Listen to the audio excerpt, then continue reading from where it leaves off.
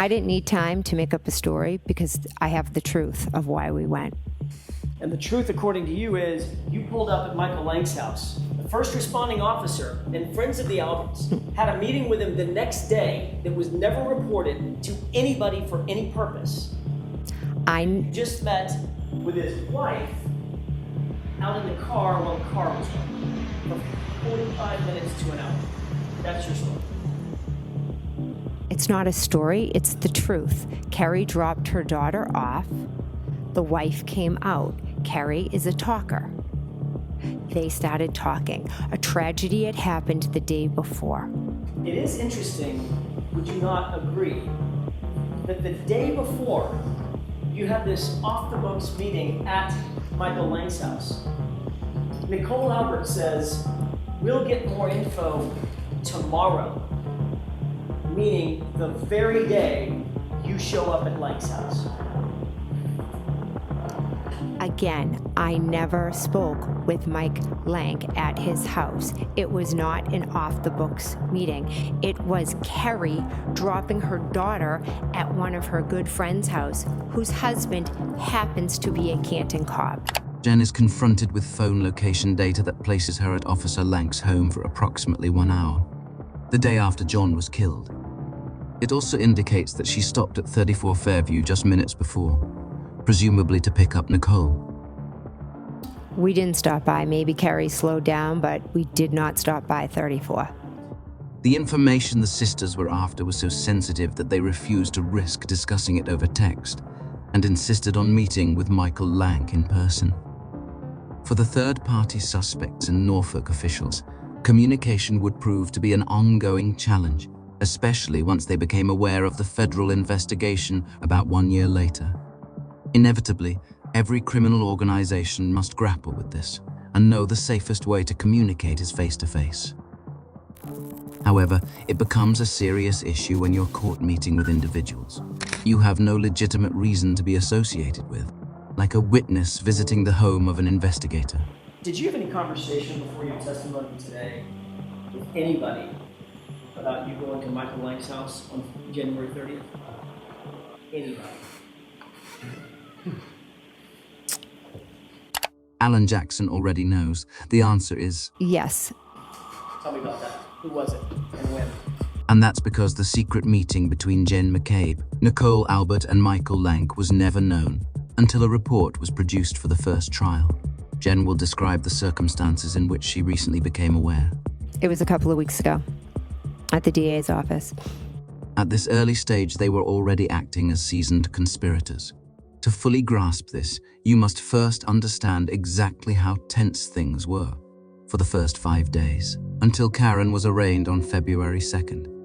They were trapped in an agonizing limbo, unsure if their involvement would be exposed. At any moment, the situation could unravel disastrously. Information was scarce, yet critically valuable. This is why it was crucial for Jen, husband Matt, Brian, and Nicole Albert to stay coordinated through their group chat, and why Matt McCabe acted as a lookout, texting them a message that read, "Troopers back out front, but in front of Asian house," and trying to get a picture for Brian. It also explains why Jen gleefully reported back to them that Carrie was sticking to the script during her police interview, telling them everything.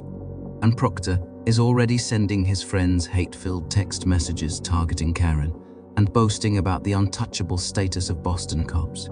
Julie Albert was so relieved at Karen's arrest that she vocalized her desire to reward Michael Proctor with a gift, while Chris Albert was being instructed to tell the media that the guy never came into the house and to ask questions.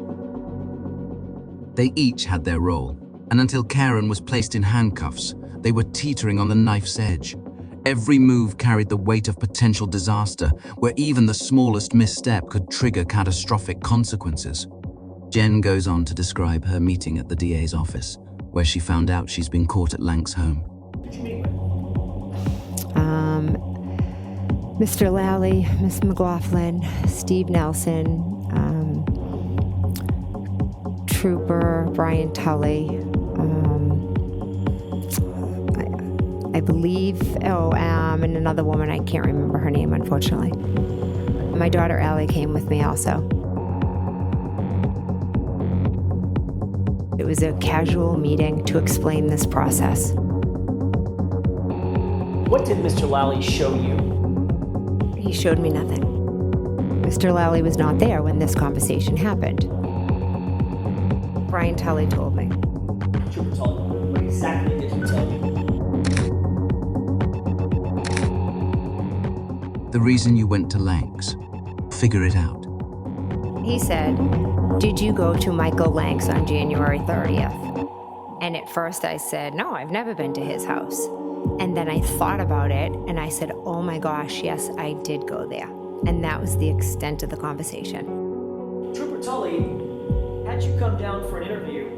He confronted you with a fact that had never been disclosed before, to wit, you showed up at Michael Lank's house, and when you said, hang on, I think your words were, oh my gosh, yeah, I think I did go there. And he didn't ask a follow-up question.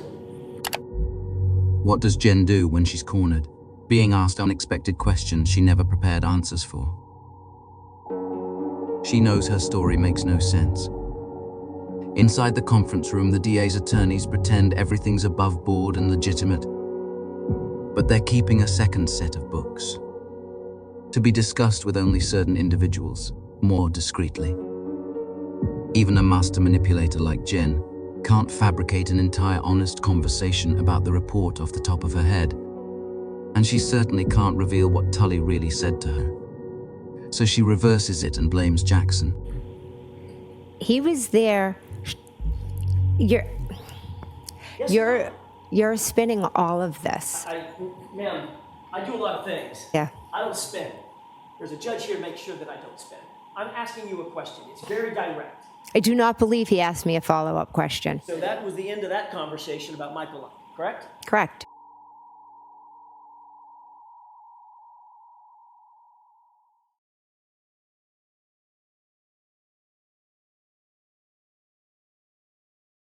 The best way to support our channel is to become a member. Please visit patreon.com/microdots.